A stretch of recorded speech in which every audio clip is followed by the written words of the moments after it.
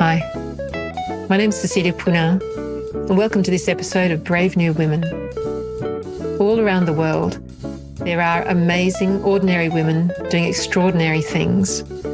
Brave New Women is about giving those women a platform and a voice, and it's about changing the way that women are perceived, and it's a way of inspiring all of us to do the things that we've always wanted to do.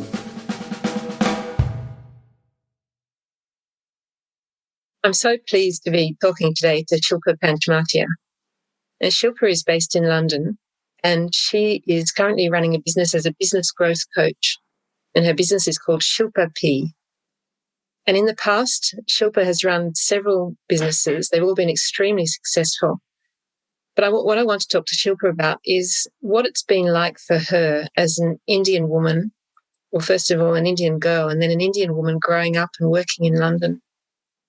And I'm also interested in finding out how she transformed from being a young Asian girl into being such a successful businesswoman. So welcome, Shilpa. Thank you so much, Cecilia. It's a pleasure to be with you today. So Shilpa, can you tell me just a little bit first about your childhood and what impact it had on your childhood, first of all, being Asian, and secondly, being a girl? That's a really interesting question. You know what? When you're little, you don't realize that you are Asian or you're a girl. You probably start realizing you're a girl a little older because you're treated a little bit differently. You're told to play with dolls and help around the kitchen, whereas your male peers are sort of sat around and not given domestic duties. But I probably didn't realize I was Asian, and I grew up in East Africa. I was born there, and I came to England when I was something like 4 years old. So I didn't really have much recollection of being different to the indigenous population. And my first experience, I think, was when I went to school, and I was vegetarian, a devout Hindu. And we followed a Hindu vegetarian diet. So that's all I knew. And I went to school and they gave me steak and kidney pie and said, "This is meat. And do you eat meat?" And I did. Do I eat meat? Do I not eat meat? So I ate it. Didn't like it. I ate it because you do what all the kids are doing in the room. School dinner table, school dining hall. You went there. It was a lot of hustle, a lot of noise, and you're already scared. You're in a different country. Mm-hmm. And I went home and I said to my mum, I said, "Oh, they gave me meat at school today, Mummy."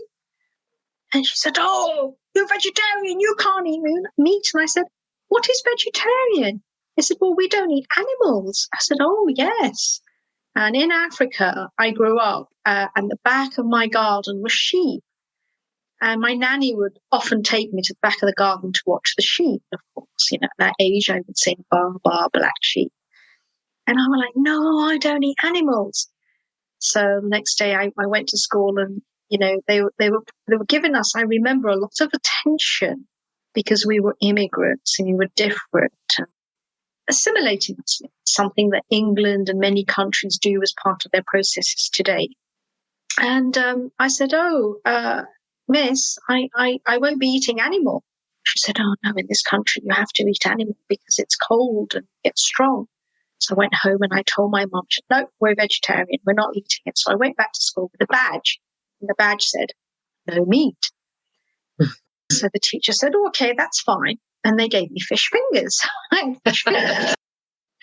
So I came home again at night and I had fish fingers. And Mum said, "No, we don't eat fish."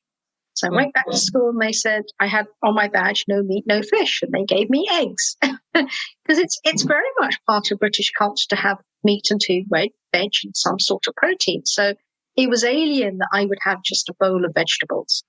Mm-hmm. So that was my first experience of being different. I was probably the only vegetarian. I was probably the only person that went home and ate with my fingers. And I did Christian hymns, which I loved, and there wasn't any segregation like there is today. And we would all be in the assembly, we'd all be singing, and we would all belt it out. And then I would come home and I would have different a different God to pray to and different prayers. And I was very lucky in that my parents were very keen for me to assimilate into British culture. So they would speak to me in English. They would take us out to museums and theme parks and really allow us all through my youth and all my childhood to become accustomed to it.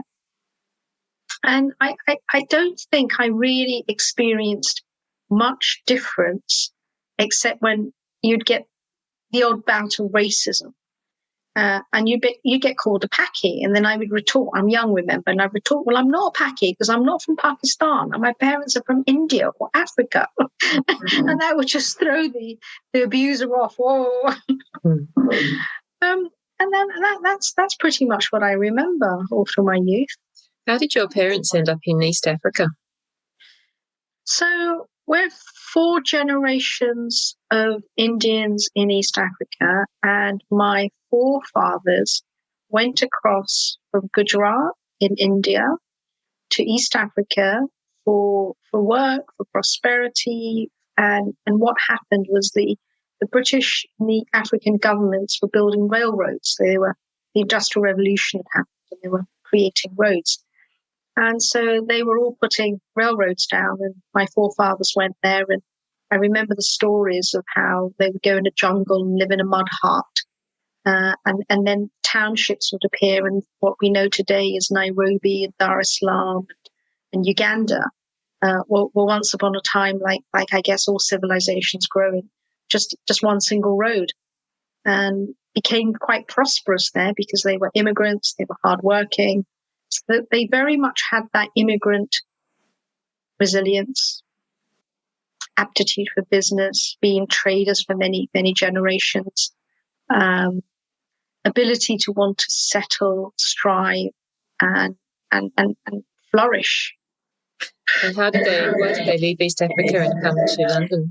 So there were some challenges in 1972 when Idi Amin declared that there were not to be, there was a mass exodus, and he declared there were not to be any Indian people in Uganda, because the Indian people were extremely successful to the extent that they had taken over the British people, and they were lords, they were employers, and the indigenous African people were the laborers, and the divide in wealth is pretty apparent.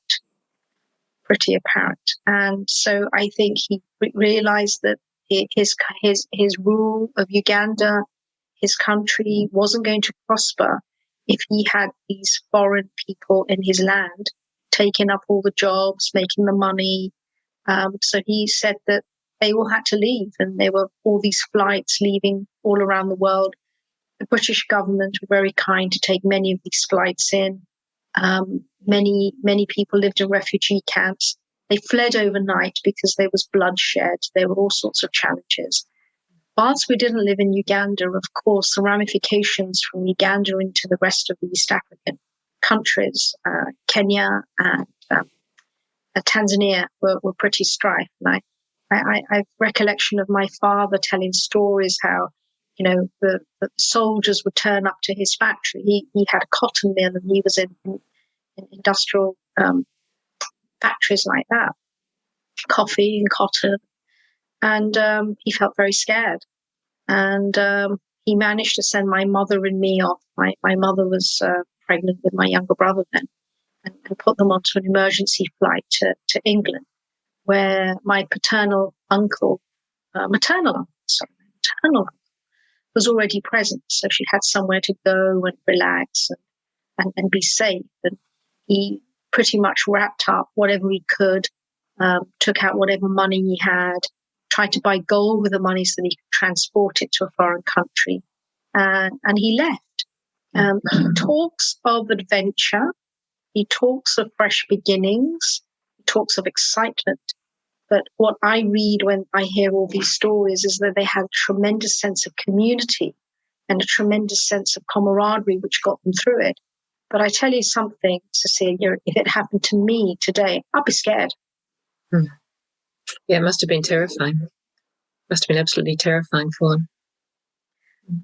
I think they were so used to change as a community, as being immigrants anyway, whilst they were third generation immigrants, they were still immigrants to Africa. And they'd created a little bubble within their own communities, and they were having a great life. My mother always said we had a great life. We had wonderful weather, organic food, big families, a lot of love, a lot of advancement. They were all educated in India or England or Europe, because, of course, they had economic wealth. And that economic wealth allowed them the affordability of international education, which was superior. England's always been known for its superior education. And how did they find it when they came to London? They talk of hardship, and they talk of lots of trial and error and failures. And listening back to 50 years, about 50 years of experience, I feel a lot of pride for my family, my community. Pride that they made so many mistakes, learned so much, assimilated into a culture which was alien to them. They, of course, spoke English, but the British community weren't as welcoming as they are today. You had to have a very high level of spoken English to even work in a factory job, because, of course, communication was important. Mechanization of products isn't what it's like today. A lot of the stuff in factories was the conveyor belt factory, but you still had to communicate. And I think they learned. They were a very, very strong community. They supported each other. They strived. They set up businesses. My own family were in retail. My mother worked. She worked for McVitie's when she first arrived and worked up the ranks on the factory floor. And it was really exciting as a child, because working for McVitie's and Mr. Kipling, you'd always have a treat every week, with lots of sugar highs. And so you were growing up here with your parents, and we've spoken a bit about what it was like being Asian, and there were differences, but they were fairly manageable. What about being a girl in an Asian family? It's really poignant that you asked me that, because it's only been recently, as I've matured in my own life, and I reflected back on opportunities, inequalities, challenges being a female in a world which has been very male dominated, a country that's very male dominated, and specifically a culture that's been very male dominated. And I don't think I realized how challenging it was growing up as a girl, and until later. I had to learn to cook, probably age 12. I could make a full Indian meal, and it's a skill that I'm very proud of. I can still cook a full Indian meal, and I'm talking. They call it a thali. I'm talking 2 curries, a soup, chapatis, under an hour, which I feel very proud of, because it sometimes takes me more than an hour to write one email.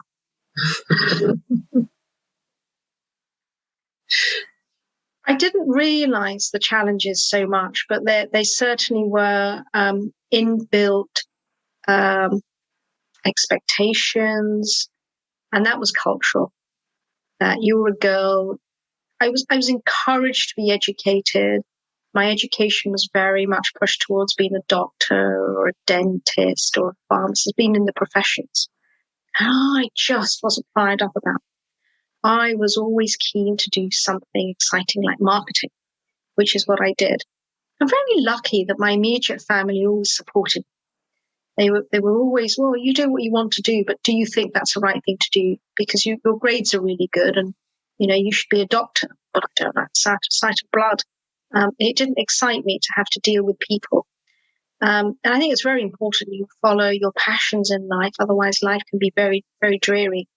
But as a community, the emphasis, you've probably heard this yourself and aware of it, the emphasis has always been on being a doctor or accountant or a professional. Why? Because they're highly, highly respected positions, and they generally have a good command salary with them. So there's the stability factor, which immigrants always look for. There's a recognition factor, which immigrants always look for, because they've never had that. They don't have a pedigree to go back to in the country. And it's interesting to see how my generation, I'm in my 50s, all went into professions and were all very nicely established. And it's given the next generation, second generation immigrants, third generation immigrants, actually, I correct myself, yeah. I was second, third generation immigrants in England, a very comfortable upbringing with opportunities to pursue seriously their passions, arts, culture, politics, news, reporting. And the variety and the diversity is very exciting. So things have changed a lot between, getting a lot of echo. Things have changed a lot between your generation and the next generation. There's been significant change over the years as we've advanced as a society, as we've advanced as a culture, and as attitudes and education has happened in the world, I think. That's allowed a lot of change. Mm-hmm. And so when you did your marketing degree, what was exciting to you about marketing? Do you know, it was real world stuff. In those days, it was high budget. It was FMCG was what I went into, working for Coca-Cola, PepsiCo. It was lots of money spent on getting your brand known. Whatever you did in the office was seen outside in the world and people would talk about it. Very different to what it is today. It's much more immediate today. You can have a campaign out in 2 hours. We would work on campaigns for months. Mm-hmm. And we would work on distribution patterns, which were very much bricks and mortar based. I think I always appreciated business, and I hadn't really understood I appreciated business, but it was inbuilt in me culturally. I already shared that I come from a pioneering family of 5 generations of business owners. And the Hindus have castes, and you work in your caste. So you're a cobbler, you're a shoe merchant, you're a cleaner, you're a labourer, you're an electrician, or you're a merchant and you trade. And my caste is I actually belong to the merchant class. It sounds really weird me sharing with you today, but I feel there must be some generational patterns which impact you. You know, just talking to you right now at the top of my head, I'm thinking, oh, that's really interesting. No, I'm absolutely sure that we reflect. There's things that are transmitted down to us through the generations. And the more I do the podcasts, the more it becomes clear to me how much we are formed by our families and by our parents. So that doesn't really surprise me at all. Our culture, our family of origin. My family lived very much in communities. That meant that whilst they lived with their 9, 10 brothers and sisters, they also lived with their 9, 10, 15, 20 cousins. So they were very close. Mm-hmm. And they lived in little villages and they did everything with those cousins and that family. So as a child growing up, my parents were very close to their cousins as well as their brothers and sisters. So I was constantly inundated with family, which was great. There was always someone to play with. There was always someone to talk to. And you develop phenomenal social skills and the ability to have really good relationships very early on, which I think is really important in life. And I see today, I don't have children, but I see within my peers that they're very, very isolated, nuclear families, doing things as a family, children spending a lot of time on computers, and they don't have the social skills. If I had a visit from an aunt or an uncle, I'd be expected to sit with them and converse and make conversation. It kind of reminds me of those period dramas that we meet, and when someone visits, you sit in the drawing room and you make conversation, and it's very much the norm, and you're considered to be rude if you don't.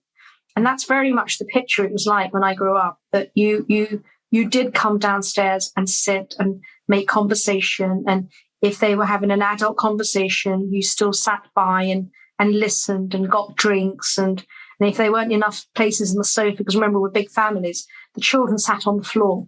Mm. And it amuses me if you're going to someone's home today and the children will be sat on the sofa and they won't give up their seat. And I'm like, times have changed, but we evolve. Mm-hmm. And so when you started working in marketing, you said it was very exciting. And when did you leave marketing, and why did you leave? I had a phenomenal corporate career. I moved around a lot. I went from marketing into business development, into a little bit of training. But my core skills were always around marketing and sales and business development, that kind of arena. And I spent a good, 11 years in the corporate world. I had probably 7 different jobs, some big jobs. I worked for Ericsson. I was involved in the first ever mobile phone. When I talk of excitement, I remember going to exhibitions with this huge, handbag, massive equipment, and I would go and sit in stands, and I'd be the nominated exhibition marketing person. And they'd say, "What is that?" And I'd say, "This is called the PCN, the Personal Communications Network. That means that one day in the future, you and I will be able to talk to each other on a communications item. We won't ring each other at the office, at work, at your nan's. You will be able to communicate on a phone." And it's phenomenal to see that actually happen. I mean, when I started all those years ago, I never thought that it would actually be a reality. And look how quickly that's crept up on us. Mm-hmm. After a great career, I kind of got made redundant a few times. This was going back to the 90s. There was an economic slump. Businesses weren't succeeding. I'd moved into the city working for smaller, more agile, dynamic companies. I had a mid-level position. I struggled to get into senior management. I didn't recognize it at the time, because remember, you don't realize these things are happening. It's only upon reflection that you think, well, hang on a minute, I was doing so well in my career. How come I never made senior management? Mm. And why do you think that was? I think there was very much a glass ceiling. I've always felt I was Indian. When I went for interviews, they would always ask me, oh, you're 21. Does that mean you'll be having arranged marriage next year? I'm like, excuse me. I mean, you can't ask that anything like that today, but in those days, you most certainly could. And you were always given the junior roles, irrespective of your ability to impress. It was always the men that flew easily and was seen for promotion. It was very, very clear to me. So it was more about being a woman than being Asian? I felt it was double. When you're Asian, and I remember doing an experiment. I was even A/B testing in those days, get this. I remember graduating and struggling to find a role. And we would have milk rounds in those days. I think we still do. And I couldn't understand it. And I had, we were starting to feeling as a community, well, immigrants get discriminated against because they perhaps don't speak English as well as they're supposed to, because they've grown up in immigrant culture. And people would say things to me like, "Oh, well, you speak English really perfectly well." And I'm like, yeah, what do you expect? I couldn't fathom it. Because remember, whilst I'm Indian, I've grown up in a very British environment. I've assimilated very well. My friends are English. I understand British culture. I eat British food. I speak the British language. I read British books. So my whole youth and growth has been very English. So I always felt it was a combination. I did an experiment, Cecilia. I got my CV, and you'd print them out. You'd have a little computer and you'd print them out and you'd post them in those days. And I posted some with the name Shilpa Panchmatia, same CV. And I changed the name to Sarah Peters on the other CV. And you've got no data banks in those days. So you can just send a piece of paper, a letter, and it's accepted. And I got so many more "can you come from an interview" as Sarah Peters than I did. And here's another thing, that there were no identity checks then. So if I'd changed my name, not even via deed poll, but whatever, and gone for a job interview as Sarah Peters, they'd probably been really surprised. "Oh, well, you don't look like Sarah Peters. Are you a Patel? Are you a Singh?" So you were feeling that you were being discriminated against on both counts. I'm pretty sure there was some sort of discrimination. It's very hard to pinpoint it because there were no specific incidents. I experienced some bullying, but I don't think that was down to my race or my gender. But I wonder if the discrimination and the bullying would have been so apparent had I been white male. Mm. We see discrimination in many, many areas. Mm. And so when did you leave the marketing? I left way back in 1999. I got made redundant and I just had enough. And I thought, I know, I'm going to start a business. No business plan. So they say that necessity is the mother of invention. And that was my point of necessity. I had an opportunity and I rang my best friend up and I said, I'm going to start a business. She said, business? I don't know. I'm going to do something in tech. And I didn't know what I wanted to do. I had some ideas. It was going to be service-based. It was going to be a provision. I mean, I'm talking to you thinking about it, and I'm absolutely in awe of the fact that I did that. How could you just leave a job? Well, actually, I've been made redundant. How could you just start a business? But I think many people are doing that now, even in pandemic times. And so how did you actually go about it? Yeah, I remember ringing her up. She says, well, you need an office. Yeah, because remember, you couldn't work from home in those days. It wasn't acceptable. So I got an office.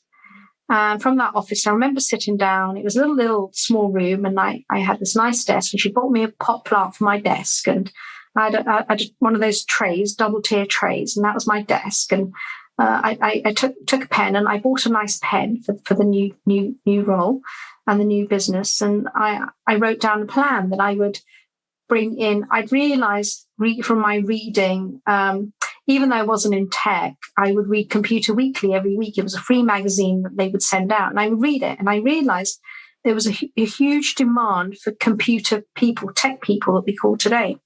And I realized there was a huge opportunity of bringing these people across from India. So that's what I did.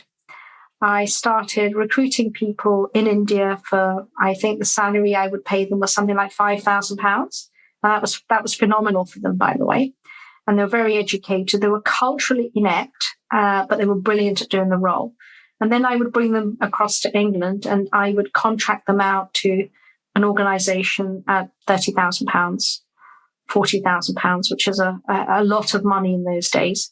But that's because they were such a scarce commodity. That's what the going rate was. And I would pocket the high percentage in difference. And it went really well for a little while. And then the bottom dropped out of it because they were coming themselves, and companies were realizing they could send a scouter across to India and Pakistan and different countries and find them. And there were also challenges that these people from abroad would struggle to fit into the team environment. Come 5 o'clock, they put their jacket on and go home. And the team are like, no, you can't go home. You've got to come to the pub. I mean, you know how important the pub culture was in those days. And then I set up a web design and e-commerce firm. And that was quite an exciting project. I was able to scale that to a certain degree quite rapidly. And within a year, 18 months, I got bought out. So that was my first experience of buying a business, scaling it, and then selling it. It wasn't a massive scale, but it was still significant enough, being a new sector, to merit attention. Mm. And so, I mean, I'm full of admiration for you that you would just be sitting in your office. You would have an idea, and then take the idea and make it a reality. Coming from not being in a business that you'd been in before, and it must have taken huge courage to do that. I think parts of my upbringing, parts of my training from my mother was always to be courageous, to brave. And, she even says it now. And she'll say, you can do anything you want. Just go and do it. So it was kind of like something inbuilt within me.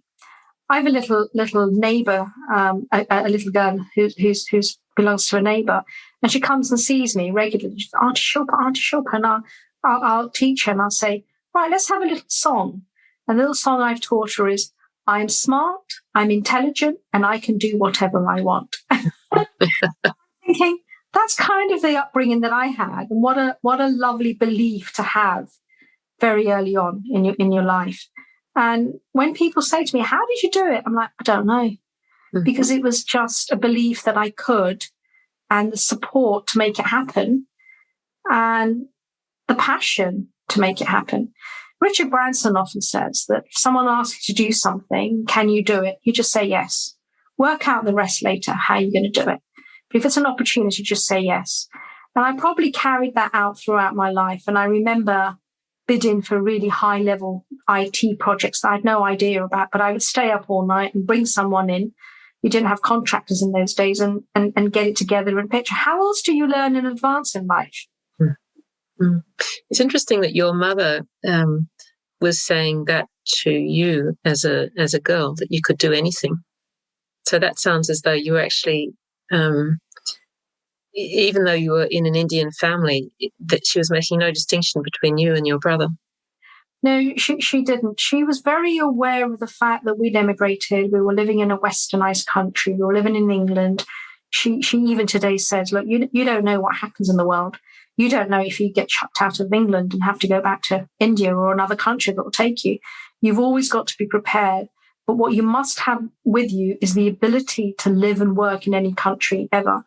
And it was that ability, that faith, and that experience that allowed me to grow a business in India as well, and allowed me to market my businesses to places like Dubai, the US, that all I had to learn was the culture, the nuances of how they traded, and settle in. And it was the belief that I could do it, and not the belief that it would be hard or be challenging. I think people often ask me, what's your secret to success, Shilpa? And I think it is the fact that I can do whatever I want. And I believe that life is just about challenges. Because it's just about challenges, find a way to overcome them. Don't get fazed by them. Don't get challenged by them. Just say, okay, this is a problem. What's the solution? So it's almost being detached. Has there been like saying the most difficult place in your life, or the biggest challenge in your life? When's that been? I think the biggest challenge was when I burnt out recently. When I say recently, about 3 years ago. And it was a different place in my life because I was physically impaired for the first time ever. I've lived a life of great abundance and exhilaration. And with it, a lot of experiences, including travel, people, many, many opportunities to do amazing things. So when you have physical challenges, and I suffered from a very high level of burnout, it makes you question your existence on earth. You lose a tremendous amount of confidence, and you realize probably for the first time in your life that, geez, this is what they call aging. This is what happens when your body doesn't work. And how did it actually manifest itself, the burnout? Yeah, I'll share that with you for sure. But I just wanted to say, they often say that health is wealth. And that statement became so important to me and so apparent. I think burnout comes about from a variety of things. You don't burn out overnight. I think it comes about from a depletion of physical, emotional, spiritual energy, and perhaps a lack of joy in your life. Most people that I know, and I can say it's true for me, burn out because they work too hard and they haven't had that balance. Now, Cecilia, that balance just isn't about, oh, well, if you work 8 hours in the day, make sure you take 8 hours out. Those 8 hours, you must have some level of psychological sunshine. Be emotionally, spiritually happy, be content. I like to say joyful, find joy in whatever you do. So I think it was the fact that I was burning the candle at both ends. I probably lost a little bit of passion for my business. I'd been running it for about 9 years. I had an agency. The agency world was changing. Whilst I'd started from bringing in my marketing head and marketing skills and working with professional services firms, my competitors were kids working from their bedroom, charging 1/5 of what I was charging. So clients are like, well, hang on a minute, this doesn't seem right. These guys are charging 1/5. That's a significant reduction. And that's, I think, what happens in any industry that matures. Prices will fall and there'll be new competitors. So it was an interesting experience. I was very lucky that I'd been courting a trade sale anyway. So it was a great opportunity for me to exit at that point. I took 2 years out of my life and just relaxed. For 3 months, I didn't even leave the house. And I meditated, I journaled, because I think burnout, there's an element of emotional burning out as well. And I'd had a number of emotional traumas. I'd been divorced. I had some relationship breakups, which I hadn't dealt with. Because true Shilpa style, true entrepreneur, businesswoman style, let's get on with it. We've had a problem, we'll get on with it. And I'd fallen into my work, which I enjoyed, which gave me structure, which gave me purpose, which gave me recognition. And I think often when we do that, it allows us to not really listen to the truth of what you need to deal with and heal and come to terms with. I guess a word I'd like to use is grief. I think grief comes in many different formats, and I probably hadn't allowed that to happen in my life. So having some time out, I felt lucky that I had that time. I took up yoga. I now have a daily yoga practice. I journaled. I for the first time in my life, absolutely chilled. Instead of sitting on a beach with my phone out and listening to emails and being thinking about work all the time, because that was my main thing in life, I was actually listening to the waves. And I guess they call it mindfulness now, don't they? Mm. Yeah. Mm. It was good. And what then was the best time in your life? Is there a moment where you found that joy that you're talking about?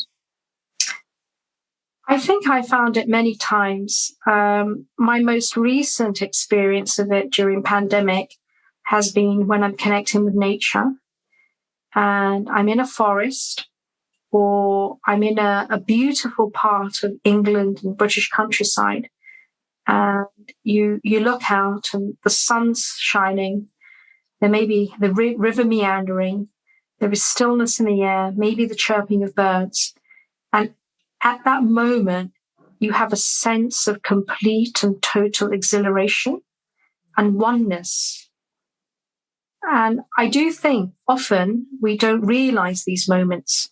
So when you say when has been the good times in your life, and there's so many, I've learned to now believe that happiness is a series of moments and not just one time or one period in life.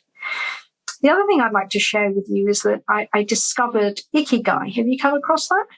I've heard of it, but I haven't really investigated it yet. Yeah. Ikigai is a Japanese concept which talks about giving you a reason to jump out of bed. And many people seek and source their Ikigai, whereas I think it's an organic process. But it basically means a time, a process, space, being, where your values, what you're good at in life, what you enjoy doing in life, see, all important things. And this is the real corker for me, what people will pay you for in life, they come together. Mm. And when you're working in a place of Ikigai, they say it's your bliss. And this is where you have longevity.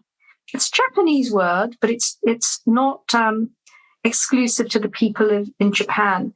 A lot of the blue zones, such as Sardinia, have this place of longevity, and the communities and people have Ikigai. Mm. And that's been, I think, fundamental in my shift as well. Mm. I feel like asking you, where have you come from, how far have you moved from the little girl who was the Hindu and the vegetarian. How much is that part of your life, and how much is that being part of your life? I have a very big confession to make. I think I'm still that little Indian girl. I still flip between vegetarianism because, remember, you alluded to it earlier, that our culture, our family, it is such an important part of our grilling that my family is still vegetarian. My community is still very, very much vegetarian. So I still flit between it. And if I'm brutally honest, I'm amazed that I'm actually declaring this on a podcast for the world to know. I think I sometimes still feel guilt eating animals as much as I love them. The rational part of me thinks it's a food chain and it's all part of life, and I think your upbringing, your family of origin, whatever you were taught, those beliefs as a child will always stay true. So I blend them. I'm a part-time vegetarian. I think. And Hindu? Flexitarian. Hinduism is a way of life. I'm not overtly religious in that I don't pray. I'm incredibly spiritual. So the modern world has allowed us spirituality in whatever format it is. I believe in energy. I believe in living a good life. I believe in karma. I believe the spirit never dies. So I believe we take on a physical death, but as spirit, we're always there and we're always connected to each other. I trained as a therapist for a little while in my life as well. So I practiced as an NLP practitioner, a clinical hypnotherapist, an EFT practitioner, and a Reiki master. And I had a clinic in Harley Street for about 2 years. So it's a big part of the work that I do.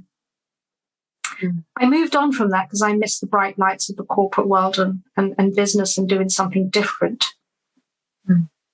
And what sort of things, what are the most important things that you teach your clients now as a business growth coach? Wow, where do I start? If I was to pick the top 3, I think the first one is being very clear on who you are. Because if you're not clear who you are as a leader, as a visionary, as an entrepreneur, it's challenging to build a business that has a true culture, a business that has your values and has the brand values, and really make that really important. That how does that work? I think the second thing that I would look at is looking at what their vision is and what the gap is. How do you bridge that gap? And what are the steps? What I find with entrepreneurs is they're phenomenal people. They've had an idea, they've been successful with it, they're fully passionate, but they don't often have the roadmap, the know-how, the abilities to do that. So my job is to give them the roadmap, to share some of the skills and the abilities, and in some instances to teach them that actually the skills that you came to as an entrepreneur and you came to this far are not the same skills that are going to take you further. Either you grow those skills super fast, or you be realistic with your abilities and you say, actually, this isn't for me. My business is growing well. Why don't I bring in a managing director or bring in a part-time CEO to help run that business? And then they can achieve the kinds of growth they want. And the third thing that I realize about entrepreneurs is they don't really think about an exit. So they started their business. It's doing really well. It's probably replaced their salary if they had one. They've never really thought about how to scale it or really thought about what the end goal is. Will they exit it? How will they exit it? How long will they do it for? And I think it's very important when you start a business to think of your exit, for it to have that ability to flip and move over. Mm-hmm. And how much, when you're speaking to your clients, do you bring in, for example, ikigai or some of your spiritual beliefs or what you've learned from your burnout, the time that you had, the 2 years that you had just chilling out? How much of that do you bring into your coaching? So what happened this last year in the pandemic, I realized that well-being was absolutely essential. And I've always worked on 4 pillars in coaching, including systems, structures, team, profit, mindset. And I brought in a 4th pillar, which is well-being. So I work with clients to make sure that they don't burn out. And especially in pandemic, when we were working from home and I was getting emails at 2:00 in the morning because they'd been busy homeschooling and they then sat down to work. So I taught them how to manage their time, how to do prioritization, how to be more productive, how to have productivity systems in place, and really how to manage it. Because one of the biggest challenges an entrepreneur faces is they've always got too much to do and they're always the bottleneck. So how do they learn to delegate that and delegate in the manner they feel comfortable and they feel trustworthy with? So it's a really big part. And I find more and more entrepreneurs are open to it. And they say that like attracts like. So I find that I attract the clients that are spiritually based, that do want a life. And one of the things that I do very strongly work on and believe in and advocate is run a business, run it so well that you're not needed, but don't forget to have a life. Be there to see your children grow up, have the experiences, have the travel, have the fun and have chill time, you know? Mm. It's my Friday afternoon here, so I'm sat here with a gin and tonic. And how do you see the future for you? What are your dreams for the future? I would like to do a lot more charitable work. I'm involved with a charity in India which supports underprivileged women. So culturally, when a woman's husband dies, is an alcoholic, has an accident, finds another wife in rural India, they live in extended families and little communities like I've talked about. They often chuck the woman out, children in tow. So these women are kind of like hanging around the streets of villages and towns with children. And they've been a housewife or been working on farms. And they're probably living under the poverty line of $1, $1.32, I think it is, a day, which is awful. How can you live on that and support 2 children? So I'm very involved in a charity that empowers these women. They send scourers in the streets and the villages, and they find these women and they bring them into a center and equip them with skills, embroidery, cooking, beauty and hairdressing, so they can set up micro businesses. And from that micro businesses, they can go on to feed themselves and their families, gain their confidence, because they're really scarred at this point, as you can imagine. And scared. And many amazing stories of them these women then going on and actually developing little empires. And that gives me, as a businesswoman, my first love is business. It gives me tremendous joy to see this happening. And of course, it's giving back. Mm-hmm. So I'd like to see myself more involved with that. Coaching is a profession that allows you to run a coaching practice in tandem with other projects and other passions. I certainly don't work as hard as I used to, but I do find that I can get carried away, and I'll be sat in my office at 9:00 thinking, oh my God, what am I still doing here? So there is a dark side to passion, and that has to be reined in. Can you think of any examples of some of the women in India, some of the real success stories? Oh God, there's so many. There was one woman, and she learnt how to run a computer. So she's a farm hand, and they taught her. So it's a structured, organized charity where they have all these system structured trainers in place. And she learned how to use a computer and started teaching other people how to work a computer. So it was bringing the digital age into farms, and she was earning money for this. And that became her passion, her vocation. Wow, that's extraordinary. Isn't it? And when we were preparing this interview, you told me a story about the government giving money to villages to build schools. No, sorry, it was money to build toilets, I think it was. Yeah, that's really interesting. So a few years ago, what the government did was to increase sanitation in rural India, and they would give villages, they would go and build little toilets for them, so a little toilet hut. But of course, it's really hard for villagers to change their habits. And there's actually a movie all around this, and it's called Toilet. And and it stars a famous Bollywood guy called Akshay Khanna. And what people were doing in the villages was, instead of using them as toilets, because they're covered little huts, and there'd probably be a men's unit and a woman's unit, and they would use them as schools. That's wonderful. It's inventive, isn't it? Yeah. And I think, adapting what you actually need. Yes.